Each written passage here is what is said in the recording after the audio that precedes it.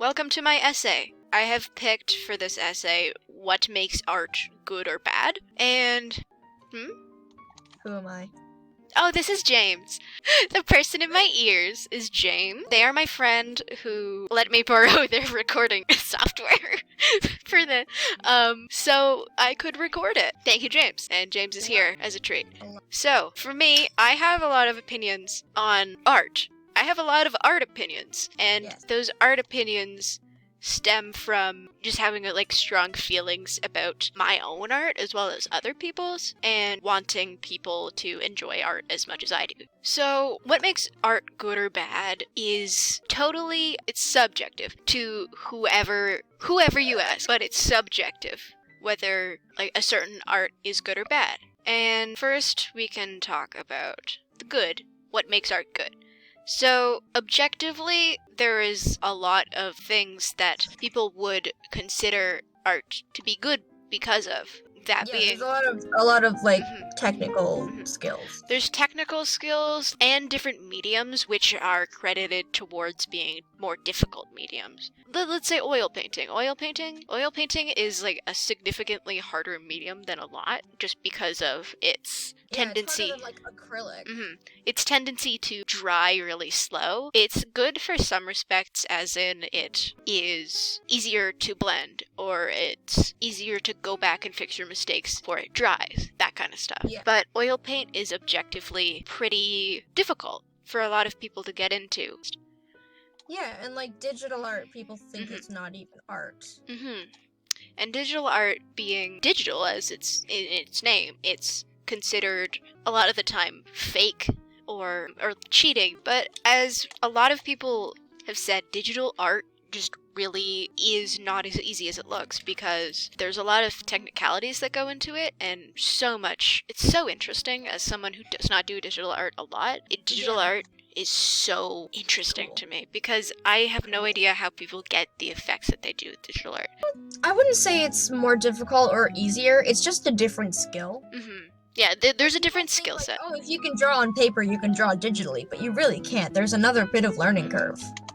Yeah, there's a learning curve to figuring out the brushes or figuring out how to color. The way your tablet works and, everything. But usually the things that people look for in what is considered good art is the elements and principles of art and design, which are, for the elements, the use of color, the use of shape, the use of form, and texture and space, and all in these scenes or pictures of things. Just they always look for the elements and principles. And teachers teach the elements and principles as one of the most important things, which is a very important thing to teach. Because it helps a lot. It teaches a lot of the most important things for art, like focal points, or how to mix the right colors. Technical things that just kind of help to make a piece more visually interesting. And pattern, rhythm, emphasis, contrast, it all helps to create a really good painting. And value, especially value. Value is really important in painting. And objectively, having a strong understanding of the elements and principles really helps to make an art piece quote-unquote good, visually appealing. There is no true way to describe a good piece of work, because some people just look at a piece and think, oh, I love that. That's appealing to me. And it might not even have most of the elements. And that's when you get to what makes art bad. Because there's some pieces where people look at that and they're like, oh, I don't like that because it's messy. For example, there is the art movement of neo-expressionism. It's a newer medium, and when you look at it, people tend to say, oh, that looks lazy, because it looks like just a lot of colors and a lot of layers, and it just looks messy. But it doesn't look like there was time and effort put into it. But when you look at it from someone who is a neo-expressionist, you come to realize... See all of the little details and thoughts put into the design. If I look at the piece called, let's say, Burn on Money by Jean Baptiste. It's an oil painting.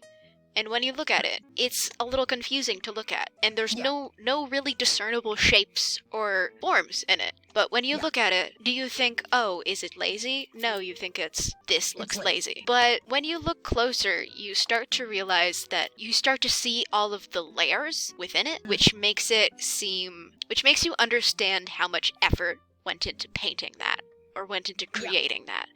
And the same goes for the art assemblage. Assemblage art is finding a bunch of objects which weren't in any way related and combining them to create a whole new work of art. As in, like, maybe you find some empty cans or unused spoons and you pile them all into a box. And then you make little robots out of all those things. Like this right here. This is a good example of assemblage. And assemblage is one of those art movements where you can't really objectively say, oh, this is good or bad art. Because people have put totally new meanings into pieces or things from the past, which they have found their own meanings for. And a lot of what is objectively bad is only bad to people because they don't understand it, which is a lot of my issues with what is usually considered bad art. Now, to get to my third point, for my third point, I really want to stress the fact that art in itself is what you make of it. A lot of the time, a painting is what an artist wanted it to be. But it's also what it's also what the viewer intends it to be. So, because they've all had different life experiences, and like they might be feeling a different emotion in that moment, and they will see different shapes. And for example, I find this artist, Ivan Seal, his name is Ivan Seal, he created the art for a really interesting art project called Everywhere at the End of Time, and he does, I don't know what I would call this, I think I would call it surrealism. I feel like he would be safe to call a modern surrealist, where he uses abstract shapes and he creates everyday objects into abstract pieces or paintings of sculptures, and he warps them to a sense of, you could know what this is, but you don't. And objectively, a lot of his paintings are confusing, and they lack a certain amount of the elements and principles of design. They lack movement, they lack texture, they lack space. They don't lack color, they lack contrast. It's all of those things. Another thing that I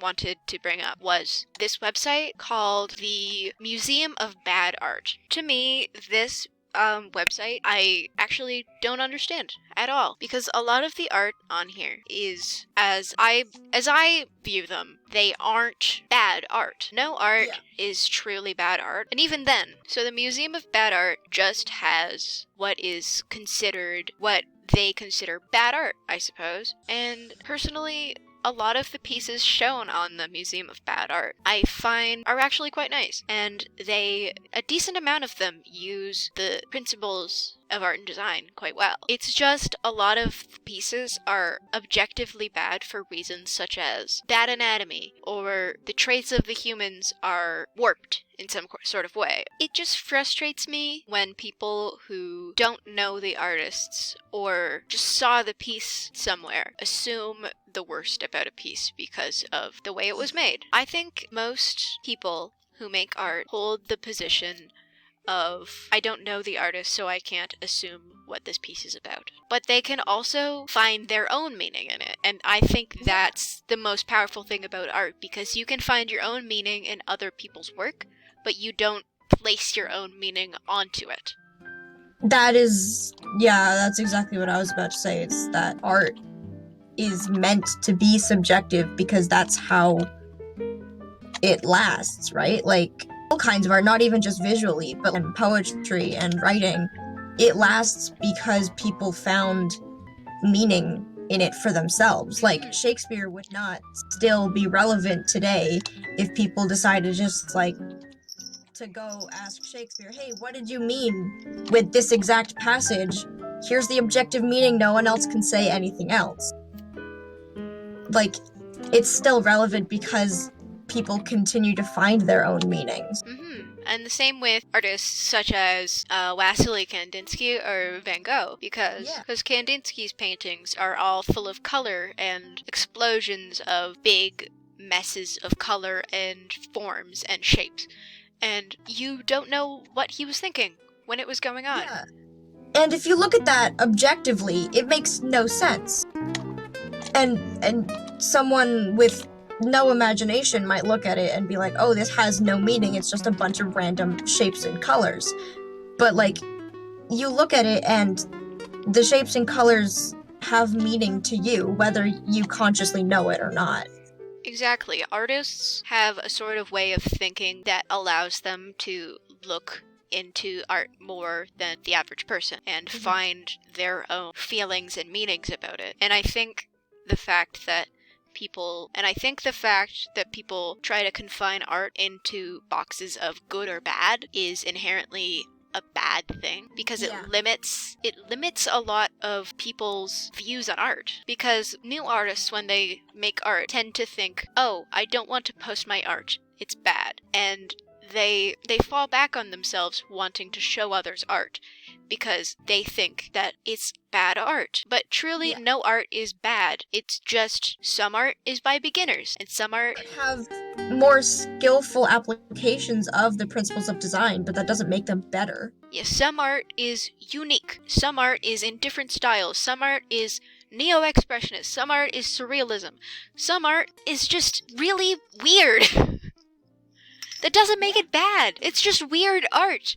And I don't think the fact that it's technically good or technically bad changes the fact that the artist who made it for themselves. And the fact that they made that art made them happy. And I think the meaning of art isn't to make good art, it's to make art.